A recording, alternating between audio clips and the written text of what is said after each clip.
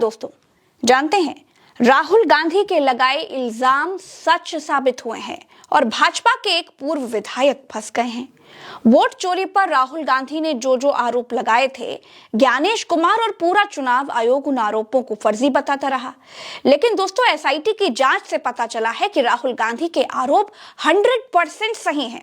उधर नरेंद्र मोदी के मंत्री ने खुले मंच से वोट चोरी की बात अपने मुंह से कबूल ली है। चलिए उस पर तो बात करूंगी, लेकिन सबसे पहले राहुल गांधी के आरोपों और एसआईटी जांच की बात कर लेते हैं।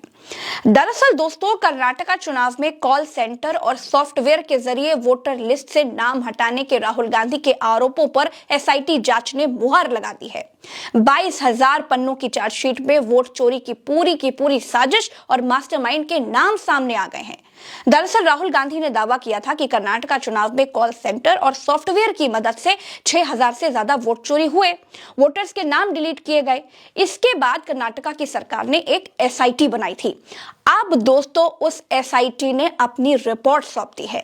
एसआईटी की 22,000 पन्नों की चार्जशीट में राहुल गांधी के कई दावे सच्चे निकले हैं।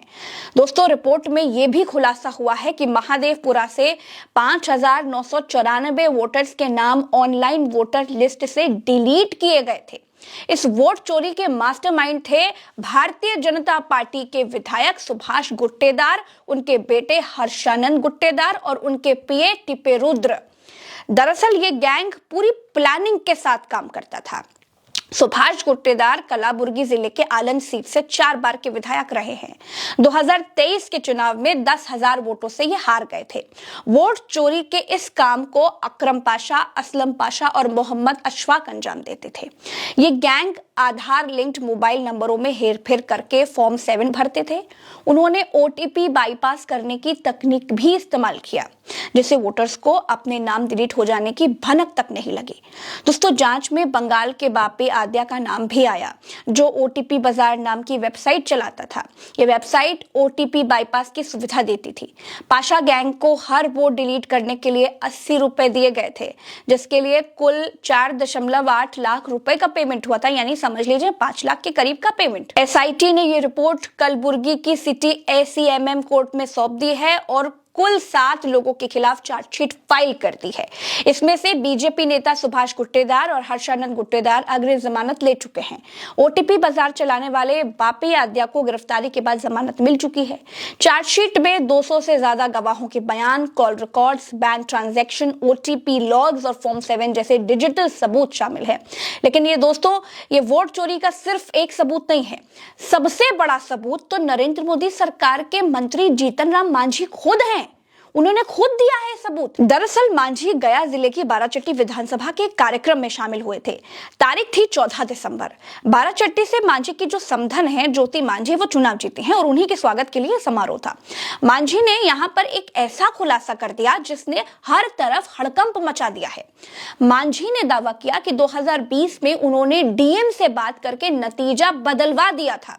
सुनिए जरा जीतन राम मांझी क्या कह रहे हैं। एक सीट गलती से हार गलन। अगर हमरा वो कहतन हल जैसे 2020 में कहलन हल कि हम हार रही है कोई उपाय, उस समय 2700 वोट से हारत हलन। हम प्रयास के लिए जीत गलन। इस साल वो मात्र 1600 वोट से हार रहा। दुर्भाग्य हमर है, उनका का दिमाग हो गई, हमरा से बात न करें और सीधे मैदान छोड़ के भाग गए। जौन साथी जो 2020 में जो कलेक्टर अभिषेक सिंह जी अभी त्रिपुरा में है, वो टेलीफोन करे थे कि सर हम तोरा 2700 वोट से पीछे है, जिता दिलिए हल, अभी तो 16 वोट के पीछे है, जितावे में कौन दिक्कत है। हम माथा ठोकली कि हमारा पास अगर जानकारी हुआ था तब ना, तो चल गया घर है। दोस्तों, मांझी का ये बयान सामने आते ही हंगामा मच गया है। विपक्ष ने जीतन राम मांझी को घेरना शुरू कर दिया है। बिहार में राष्ट्रीय जनता दल ने हमला बोला। आरजेडी ने एक्स पर क्या कुछ लिखा, मैं आपको सुनाती हूँ। आरजेडी ने लिखा, भारत सरकार में कैबिनेट मंत्री बिहार के पूर्व मुख्यमंत्री तथा हम पार्टी के संरक्षक श्री जीतन राम मांझी जी हैं, जो ठगेश कुमार जैसे पिद्दी पालतू आयुक्त के मुंह पर करारा तमाचा जड़ डंके की चोट पर खुले मंच से चुनाव नतीजों में हेराफेरी, मशीनरी और धांधली धांधली से चुनाव जीतने का शाही फॉर्मूला बता रहे हैं। ये बता रहे हैं कि कैसे इनकी पार्टी ने 2020 में 2700 वोट से हारने के बाद भी टिकारी विधानसभा का चुनाव जीता था और कैसे त्रिपुरा कैडर के 2006 बैच के बिहार में डेपुटेशन पर पदस्थापित जिलाधिकारी अभिषेक सिंह ने अपनी शपथ भूल बाबा साहेब के संविधान की धज्जियां उड़ाते हुए अनैतिक रूप से चुनाव जिताने में उनकी मदद की थी। उसका इस भ्रष्ट अधिकारी को इनाम भी मिलता रहा और वह बिहार में एक्सटेंशन पर एक्सटेंशन प्राप्त करता रहा। केंद्रीय मंत्री जीतन राम मांझी इस बार 2025 में चुनाव में टिकारी विधानसभा क्षेत्र से चुनाव हारने तथा पिछला कारनामा ना दोहरा पाने पर अफसोस जता रहे हैं। साथ ही त्रिपुरा में बैठा यह अधिकारी भी शोक मना रहा है। अब कहां है बिकाऊ चुनाव आयुक्त और चुनाव आयोग? क्या यही है लोकतंत्र? यही मोदी की कृत्रिम लोकप्रियता और बेईमानी के चाणक्य की सच्चाई है? दोस्तों, मांझी के बयान पर हंगामा मचा तो अब वो बता रहे हैं कि बयान को तोड़ा मरोड़ा गया है। कर्नाटका में एसआईटी राहुल गांधी के आरोपों को देखिए सही बता रही है, तो मोदी के मंत्री खुद मंच से वोटों की चोरी की बात भी कबूल रहे हैं। क्या चुनाव आयोग को अब भी कोई सबूत चाहिए? क्या अब भी चुनाव आयोग में बैठे अधिकारी केंद्रीय मंत्री मांझी के बयान का संज्ञान लेंगे? देखिए, विपक्ष लगातार आवाज उठा रहा है, प्रदर्शन कर रहा है कि वोटों की चोरी हुई है, बिहार में वोट चोरी करके खेल किया गया है। लेकिन इलेक्शन कमीशन विपक्ष के सारे आरोपों को खारिज करता है। लेकिन अब तो दो सबूत चुनाव आयोग के सामने हैं। मांझी के बयान पर बीजेपी में चुप्पी है। सड़क से लेकर सदन तक विपक्ष लगातार वोट चोरी, चुनाव में धांधली का मुद्दा उठाता रहता है, मगर बीजेपी ना तो इन आरोपों को मानती है और ना ही चुनाव आयोग कोई सुनवाई करता है। विपक्ष वोट चोरी के आरोप लगाता है, चुनाव आयोग उसे अनसुना कर देता है।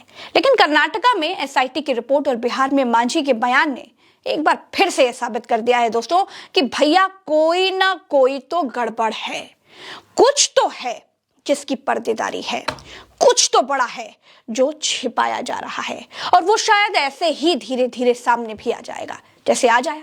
दोस्तों, आज के इस वीडियो में मेरे साथ फिलहाल इतना ही। सिर्फ देखिए नहीं, अपनी राय भी हमें कमेंट में बताइए, क्योंकि लोकतंत्र में जनता से जरूरी कुछ भी नहीं होता है। हमें दीजिए इजाजत, चलते हैं। राम राम तो अस्सलाम, जय हिंद।